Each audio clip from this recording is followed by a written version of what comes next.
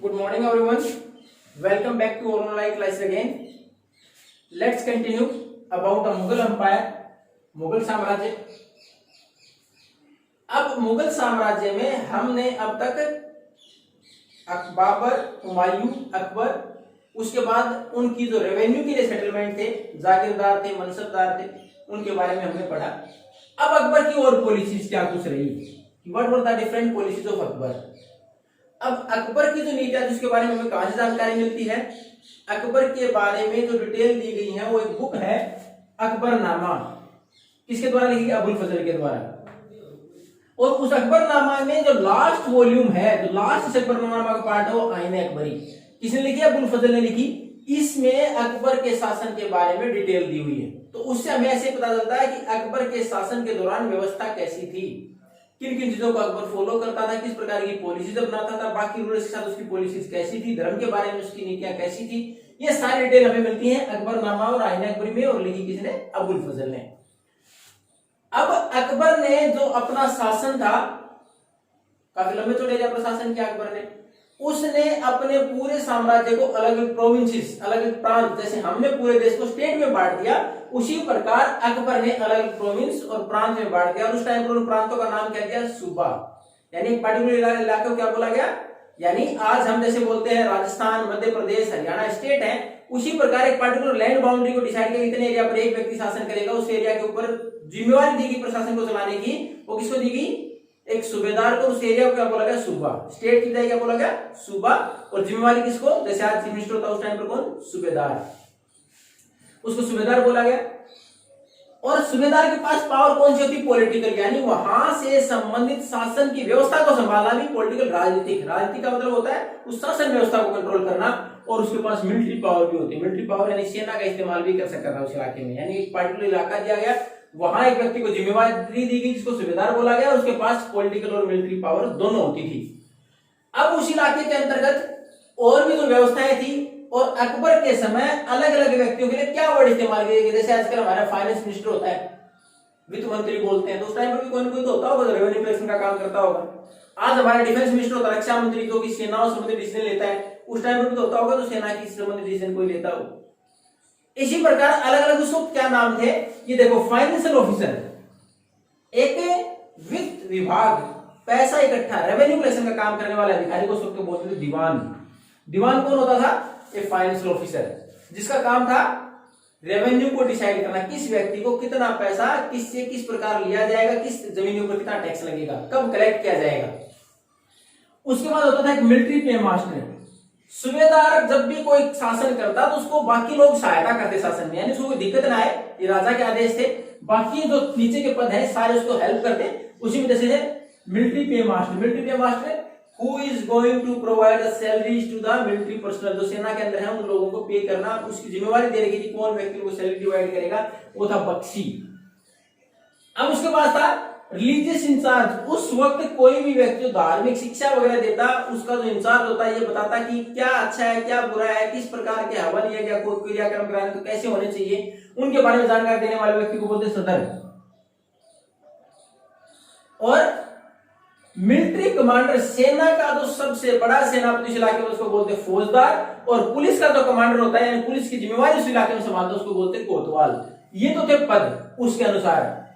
अब अकबर के पास जो सूबेदार थे या जितने भी प्रोविंसेस में जो लोग काम करते थे, उनके पास रेवेन्यू का अधिकार भी था और मिलिट्री का भी था। तो धीरे धीरे वो बहुत मजबूत होते जा रहे थे। हालांकि वो वफादार थे, they were loyal to the king, they were loyal to Akbar, Akbar के प्रति वफादार थे। That's why he is ruling comfortably, आराम शासन कर रहा था। लेकिन कई बार ऐसा भी हुआ वो थोड़े और मजबूत हुए, और कई जगह विरोध भी हुआ अकबर का, यानी खुद से अपने इंडिपेंडेंट बनने का प्रयास भी किया गया, क्योंकि उनके पास पावर बहुत थी, रेवेन्यू की भी थी, मिलिट्री की भी थी, यानी पैसा भी था और सेना भी थी। तो कई बार ये इतने लॉयल नहीं रहे और उनकी लॉयल्टी धीरे धीरे वीकिंग और वीकनेस वाज देयर, कमजोर होती चली गई। उसी प्रकार अब धर्म की बात करें तो when Akbar was at Fatehpur Sikri, जब अकबर फतेहपुर सिकरी में था 1570 में, तो उसने क्या किया, अलग अलग धर्मों के लोगों को बुलाया, हिंदू भी, मुस्लिम भी, क्रिश्चियन भी और यहूदी भी, जो उस वक्त भारत में धर्म थे, उनसे जो महत्वपूर्ण धर्म थे उन लोगों को बुलाया उसने, और उनसे अलग अलग जानकारियां ली। कि आप धर्म के बारे में, व्यवस्था के बारे में या सामाजिक जो व्यवस्था उसके बारे में क्या कुछ सोचते हैं, तो उसके बारे में सबसे डिस्कशन किया उसने। और इस डिस्कशन में किसने सहायता की? अबुल फजल ने भी डिस्कशन में सहायता की कि एक अच्छी व्यवस्था को बनाया जा सके। उसी में आप देखोगे इसमें दो वर्ड इस्तेमाल हुए, तो डोगमा। ये डोगमा क्या था कि interpretation of some of the words, यानी धर्म के अनुसार कुछ चीजों को इस प्रकार व्याख्या की जाए जिसको कि कोई भी व्यक्ति क्वेश्चन न करे। यानी धर्म के अनुसार कोई भी ऐसी चीज लोगों को बोली जाए जिसका कि वो विरोध न करे भगवान के नाम पर। यानी भगवान के नाम पर बोले अगर आप ऐसा नहीं करोगे तो भगवान ऐसा कर देगा, तो हम सोचते हैं वास्तव में तो ऐसा नहीं हो जाएगा। यानी इस प्रकार इंटरप्रिटेशन करना, डोगमा कहता है एक ऐसी स्टेटमेंट, ऐसा वक्तव्य जिससे ऐसा कि कोई भी व्यक्ति उसका विरोध न कर पाए। और दूसरा है बाइगोट्स। बाइगोट्स क्या होता है? स्ट्रिक्ट अबाउट एनी विजन, किसी वर्ड से, किसी विजन से, किसी आइडियोलॉजी से, यानी हमारे विचारों से पूरी तरह जुड़ जाना। और ये क्या थे? ये बाइगोट्स किस प्रकार के थे? इंटॉलरेंस के थे। इंटॉलरेंस किसी को सहन नहीं करते थे। किसी को सहन नहीं करने का मतलब हिंदू व्यक्ति अगर जो उसने पुजारी बुलाए वो मुस्लिम धर्म के बारे में कोई अच्छी बात नहीं बोलते थे, वो उसको इंटॉलरेंट थे उसके बारे में। यानी सबके मन में बाइगोट्स क्या था कि एक घृणा, इंटॉलरेंस का भाव था। और कितना कट्टर थे अपने धर्म के प्रति, यानी अपने धर्म को हर एक ने प्रयास किया, चाहे वो यहूदी है, चाहे वो क्रिश्चियन है, चाहे हिंदू है, चाहे मुस्लिम, सब ने अपने धर्म को श्रेष्ठ बताने का प्रयास किया। अब अकबर ने सोचा इतनी सारी अव्यवस्थाएं धर्म के नाम पर, इतना सारा हमारा इंटॉलरेंस है, तो शासन चलाना और सामाजिक व्यवस्था को बनाए रखना थोड़ा मुश्किल है। तो उसने एक नए विचार को जन्म दिया कि क्यों न सब धर्मों से कुछ अच्छी बातें की जाए और उसके अनुसार सब लोगों को इसके लिए प्रोत्साहित किया जाए, शासन व्यवस्था को उसके अनुसार चलाया जाए। यानी सब धर्मों को समान मानते हुए शासन व्यवस्था को चलाया जाए और किसी एक विशेष धर्म को महत्व न दिया जाए। और इस सारी चीजों के अंदर ये सारा डिस्कशन कहां होता था? इबादत खाना, यानी जहां भगवान की प्रार्थना और नमाज अदा करने की इबादत खाने में मुगला के सबके साथ डिस्कशन हुआ था। और इस सब के लिए उसने एक नया आइडिया दिया, उसका नाम क्या था? सुलह कुल। सुलह कुल का मतलब इसमें देखा यूनिवर्सल पीस, सार्वभौमिक शांति, यानी सब जगह शांति बनी रहे। सुलह कुल, सब के बीच सुलह कराई जाए। सुलह का मतलब ये होता है आपस में सहयोग करने की भावना, और कोई विवाद है उसको सुलझा दिया जाए। उसने बोला जितने धर्मों में अंतर है, ये जो बाइगोट्स है, कट्टरपंथी है, उनको क्यों नहीं इकट्ठा इस प्रकार समझाया जाए कि सब धर्मों में कुछ चीजें कॉमन है। वो चीजें कौन सी कॉमन है? कि ऑनेस्टी, कि सब व्यक्ति अपना ईमानदारी से कर्तव्य का पालन करें, न्याय प्रदान किया जाए और शांति बनी रहे। हर एक में भाईचारे की भावना का संदेश दिया गया है धर्म में। तो इसने सुलह कुल का विचार अपनाया कि सभी धर्मों को साथ लिया जाए, सब लोगों से बात की जाए, एक ऐसे नए विचार को जन्म दिया जाए जिसमें कि सब लोग समान हो, और ये विचार पूरे देश में लागू कर दिए जाए ताकि सब लोग सौहार्द, हार्मोनी के साथ सर्वाइव कर पाए।